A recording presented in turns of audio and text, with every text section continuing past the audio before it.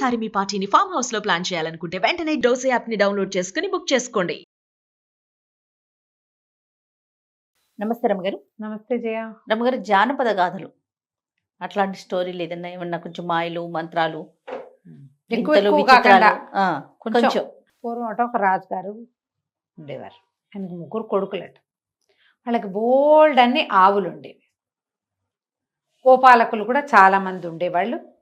పిల్లలు కూడా బాగా కుమారులు ఆ గోపాలనలో అక్కడ అందరితోటి స్నేహంగా ఉంటూ బాగా ఉండేవాళ్ళు. సడన్గా ఒక 100 చొప్పున ఆవులు మాయమైపోయినాయట. ఓహో. ముందో 100 పోయినాయి, తర్వాత ఒక 100 పోయినాయి. ఈ ఆవులు మాయమైపోయేసరికల్లా రాజుగారు చాలా హైరాన్ పడ్డారు. రాజకుమారులు అన్నట్టు మేము వెళ్ళి చూసొస్తానులే నాన్న, ఎక్కడైనా చుట్టుపక్కల ఎవరైనా తోలుపోయారేమో చూస్తామని వీళ్ళని ఆనుకుని, వీళ్ళ రాజ్యాన్ని ఆనుకుని ఒక అడవి అలా ఉందిట. ఏ అడవిలోనో వేటకెళ్ళినప్పుడు తప్పిపోయినాయేమో చూసొస్తామని 3 రాజకుమారులు బయలుదేరి వెళ్ళారు. వీళ్ళు అడవి దాటి ముందుకెళ్తుంటే ఒక వికారంగా ఉన్న ఒక స్త్రీ కనపడిందట వీళ్ళకి, రాజకుమారులకి. వాళ్ళు అడిగింది, బాబు ఎక్కడికి నాయనా వెళ్తున్నారండి సరికల్లా వీళ్ళు అంటే వికారంగా ఉంది, ముసలిదిగా ఉంది, వికారంగా ఉంది, పాత గుడ్డలు కట్టుకుంది, నీకెందుకు, మేము ఎక్కడికి వెళ్తే నీ పని నువ్వు చూసుకో అన్నారు. అని వెళ్ళిపోయారు ముందుకి. వెళ్తే వెళ్ళగా ఏమైంది, ఒక పురాతనమైన కోట ఒకటి కనపడింది. కోటలోకి వెళ్ళారు. వెళ్తే ఒక పక్కగా గోశాల ఉంది. ఎన్ని ఆవులు ఉన్నాయో అందులో కొన్ని ఆవులు రాజకుమారులు చూడంగానే మోరెత్తి అంబా అంట మొదలుపెట్టినాయి. అవి మనవే. రోజు వీళ్ళని చూస్తాయి, ఆవులు గుర్తుపడతాయి. అరే ఇది మన ఆవులే ఇవి, ఇట ఎవరు పట్టుకున్నారు? తీరా చూస్తే అదొక ముసలి రాక్షసి ఉంది ఆ లోపల. ఆవిడ ఆ ముసలిది గుర్తుపట్టేసింది, వీళ్ళు ఆవుల కోసం వచ్చారని. నాయన ఎంత దూరం పడి వచ్చినట్టున్నారు, బోల్డ్ ఆవులు ఉన్నాయి, నాకు ఆవుల దగ్గర పనిచేస్తారా అని అడిగింది. వీళ్ళు దాన్ని ఎటాగొట్టా మాయపుచ్చి అక్కడ పనిచేసి చల్లగా ఆవులు తెచ్చేసుకోవాలని అనుకున్నారు. రాక్షసుల్ని మనం ఏం చేస్తాం, ముసిలిది అదిలే, దీన్ని ఏం చేయలేమనుకుని అట్లాగే అవ్వ ఉంటామన్నారు. అయితే ఆవుల దగ్గరికి వెళ్ళి పాలు పితుక్కురండి నాయన అంది. సరే, ఆవుల దగ్గరికి వెళ్ళి పాలు తీసుకొచ్చారు. పాలు తెచ్చి ముసలమ్మకి ఇచ్చారు, ఈ ముసలి రాక్షసికి. అదేమో పొయ్యి వెలిగించి పాలు కాస్తుంటే కుర్రాళ్ళు ఏమనుకున్నారు, ఈ రాత్రికి పడుకుందాం ఇక్కడే, అది కూడా నిద్రపోతుంది, ముసలాళ్ళు నిద్రపోతే లేవరు, రాక్షసులు నిద్రపోతే అసలు లేవరని ఒక కథలు వినేవాళ్ళు. దాన్ని పడుకొనిచ్చి చల్లగా ఆవులు కోటలోంచి తరలించుకుని వెళ్ళిపోదానరా, అడవి దారి పెట్టామంటే ఇక వెళ్ళిపోయినట్టు అనుకున్నారు.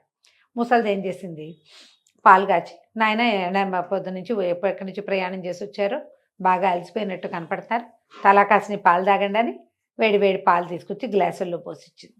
అందులో తలా ఒక విషపు చుక్క వేసిచ్చింది. అయ్యో.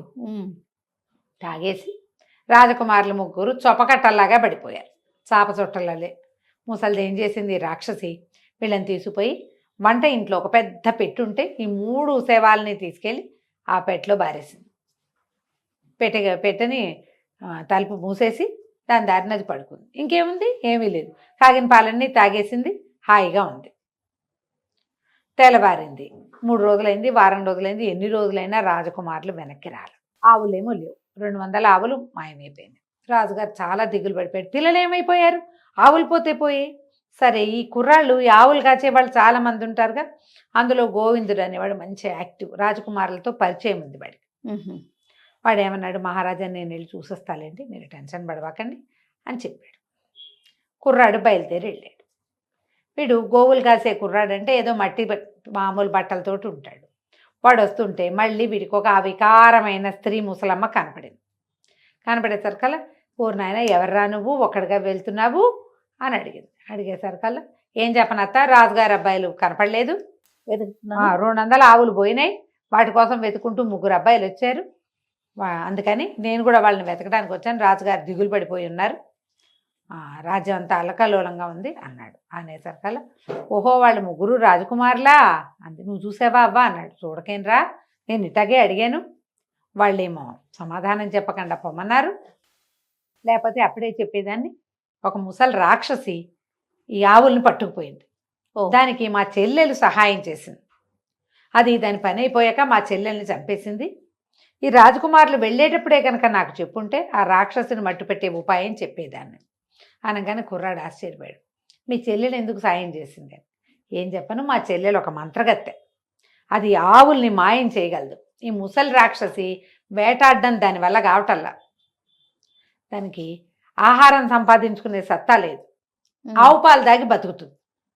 దానికి రాక్షసి కదా, ఓ 2 ఆవులు 3 ఆవులు చాలు, 100 ఆవులైనా కావాలి. ఒక 100 పాలిస్తే ఇంకో 100 ఈత మోస్తూ ఉంటాయి, పిల్లల్ని మోస్తాయి. మళ్ళీ ఇవి కడుపుతో ఉన్నప్పుడు అవి పాలిస్తాయి. అందుకని 200 తెచ్చింది. ఓహో. కానీ తన పని అయిపోయాక మా చెల్లెల్ని చంపేసింది. నేను ముసల్దాన్ని అయిపోయి నాకు మాయమంత్రాల శక్తులన్నీ పోయినాయి. ఎవరైనా కుర్రాడు దొరికితే ఉపాయం చెప్పి ఆ రాక్షసిని మట్టు పెడదామన్న ఐడియాలో ఉన్నా అనేసరికల్ కుర్రాడు అన్నాడు, అవ్వ అవ్వ అదేమిటో చెప్పు నాకు. రాజకుమారుడు లేకపోతే మా రాజ్యం తలకిందులైపోయింది. రాజుగారు చాలా దిగులు పడి ఉన్నాడు. అంటే అవ్వ ఏం చేసింది, ఓ పండు ఇచ్చింది. ఈ పండు దగ్గర పెట్టుకో, ఇది నీకు అవసరమైనప్పుడు సహాయం చేస్తుంది. నీకు దీంతో పని లేనప్పుడు ఈ పండు కోసేసి లోపల విత్తనం ఉంటుంది, దాన్ని అరగదీస్తే గంధం వస్తుంది. చచ్చిపోయిన వాళ్ళ మీద ఆ గంధం అంటించావంటే వాళ్ళు బతికొస్తారు. అక్కడి నుంచి 3 రాళ్ళు ఇచ్చింది. ఇవి నువ్వు ఏం అవ్వమంటే అవి అవుతాయి. ఓ. అవసరమైనప్పుడు వాడుకోమని 3 రాళ్ళు ఆ పండు ఇచ్చి పంపించింది. ఈ గోవిందుడు నడుచుకుంటూ పోయాడు. ఇవి దాచుకున్నాడు. వాడికి కోట కనపడింది. అంబారవాళ్ళు వినపడుతున్నాయి లోపల నుంచి. ఓహో, మన ఆవులు ఇక్కడే ఉన్నాయి. సరే కోట దాకా వెళ్ళాడు. ఆవులన్నీ వీడిని చూసి అరిచి, సరే వీడికి ఏమనిపించింది, రాజకుమారులు లోపలికి కూడా వచ్చే ఉంటారు. చూస్తే ఆ ముసలి రాక్షసి కనపడింది. ఆవిడ తెలిసింది వీడు ఆవుల కోసం వచ్చాడు. పైగా ఈ గొడ్లు తోలే వాళ్ళదే ఒక ప్రత్యేకమైన పందా ఉంటుంది, పంచ కట్టుకోవడం, తలకి ఇది కట్టుకోవడం, కర్ర పట్టుకోవడం తెలిసింది. ఆవుల కోసమే వచ్చాడని, సరే బాబు భలేవా సహాయం చేయటానికి బాగా వచ్చావురా, ఆవులు తోలుతావా రోజు మా దగ్గర అని అడిగింది. ఒప్పుకున్నాడు. సరే పాలు కాచి పట్టుకొస్తా ఉండని పాలు కాచి పట్టుకొచ్చింది. పాలల్లో ఒక విషపు చుక్క వేసి ఇచ్చింది. ఈ పండు దీంతో దట్టిలో పెట్టుకున్నట్టు కదా, తాక్కో చస్తావు, అందులో విషం ఉందని చెప్పింది పండు. ఓ. ఆ పండే మాట్లాడింది. వాడు పాలు తాగల. ఆవిడ అటు వెళ్ళటం చూసి చటుక్కని పారబోసేసాడు. చూసింది కానీ ఇంకేం చేస్తుంది. సరే వీడేమో పడిపోలా, తిరుగుతున్నాడు అటు ఇటు. వీడు గట్టి పిండంలా ఉన్నాడే అని ఏం చేసింది, ఒక పక్క చూపించి, అబ్బాయి వెళ్ళి ఆ పక్క మీద పడుకోరా, పడుకుంటా లేవా అన్నాడు. దాని దాకా వెళ్తే ఆ పండు మళ్ళీ చెప్పింది, పడుకోకు చస్తావు నువ్వని.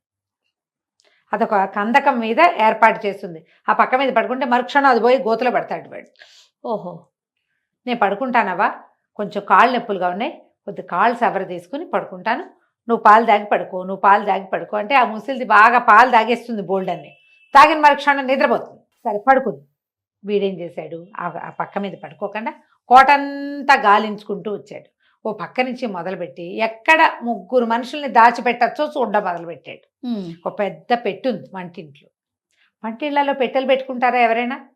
చూసి ఈ పెట్టులో ఏముందో చూసేసరికల్లా 3 రాజకుమారుల శవాలు అందులో ఉన్నాయి. ఓరు నాయన, 3ని చంపేసిందని ఈ పండుతో మన పని అయిపోయింది, ఈ రాత్రికి వెళ్ళిపోతాం మనం, రాక్షసు పడుకుంటే లేవదు అని చెప్పి ఆ పండు కోసేసాడు.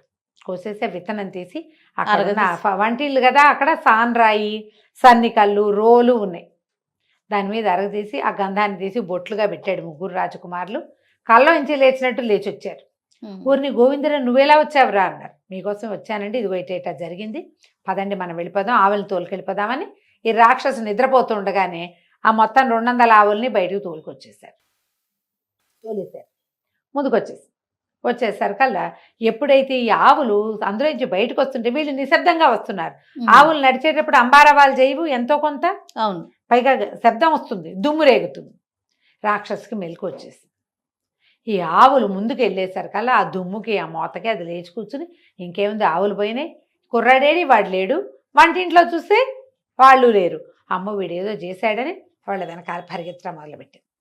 కుర్రాడి దగ్గర పండు లేదు, కానీ 3 రాళ్ళు ఇచ్చింది కదా ముందున్న ముసలమ్మ. ఆ 3 రాళ్ళలో ఒక రాయి విసిరేసి పెద్ద ముళ్ళకంప అయిపోవాలన్నాడు. అది పెద్ద ముళ్ళకంపగా మారిపోయింది. ఈ పరిగెత్తుకొస్తున్న రాక్షసి ఆ ముళ్ళకంపలో దూరి రాలేక ఎటాగొటగా ముళ్ళు తొలగించుకుని వచ్చేసరికి వీళ్ళు ఇంకా ముందుకు వచ్చేసారు. అడవి దాటితే చాలు, అది అడవి దాటి రాదు. ఇంకా ముందుకు వచ్చేసరికి అలా మళ్ళీ రాక్షసి వెనకాల పరిగెత్తుకొచ్చింది. వీడు ఏం చేశాడు, ఇంకో రాయి విసిరి పెద్ద మంట రావాలని కోరుకున్నాడు. మంట వచ్చింది.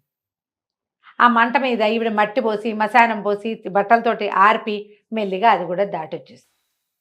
ఇంకా కాస్త ప్రయాణం చేస్తే వీళ్ళు ఊళ్ళోకి వెళ్ళిపోతారు, అడవి దాటేస్తారు. 3వ రాయి విసిరేసి పెద్ద ప్రవాహం రావాలని కోరుకున్నాడు. ఈ ప్రవాహంలో ముంచెత్తేసింది. ఈ ముసలి రాక్షసి అప్పటికే దాని ఓపిక అయిపోయింది. నిద్ర చాలా, అది నిద్ర పోతే కొంచెం ఓపిక ఓపిక strong వస్తుంది. ఉండేది. నిద్ర లేదు, ఆల్రెడీ 2 చోట్ల చిక్కుకుపోయింది. ఈ 3వసారి ఆ నీళ్లలో పడి కొట్టుకుపోయింది. వీడికి ముందు కనపడిన వికారమైన స్త్రీ వాడికి కనిపించలే. ఓహో. కానీ ఆవిడిచ్చిన ఐడియాతోటి ఈ పని అంతా చేసి వెనక్కి వచ్చేసాడు. తర్వాత రాజుగారు ఏం చేశారు, ఈ అడవి దాటి ఉన్న ఈ పాడుబడిన రాక్షసి కోటని పనివాళ్ళతో వచ్చి మొత్తం పెళ్ళగించి సమూలంగా తీసేశారు. కోటను ఉండనివ్వల. ఉంటే మళ్ళీ అందులో ఏవో చేరతాయి. ఆవులన్నీ ఇంటికి చేరిపోయినాయి. రాజుగారు ఎంతో సంతోషించి ఈ గోవిందుడికి 100 గోవులు ఇచ్చి, నువ్వు ఇంకా మా గోశాలలో పనిచేయక్కర్లేదు, హాయిగా నీ గోవుల్ని నువ్వు పాలించుకుంటూ ఉండమని కుర్రాడికి బహుమతి చేసి పంపించారు. కథ కంచికి మనం ఇంటికి. సూపర్. నమస్తే రమ్య. నమస్తే జయ.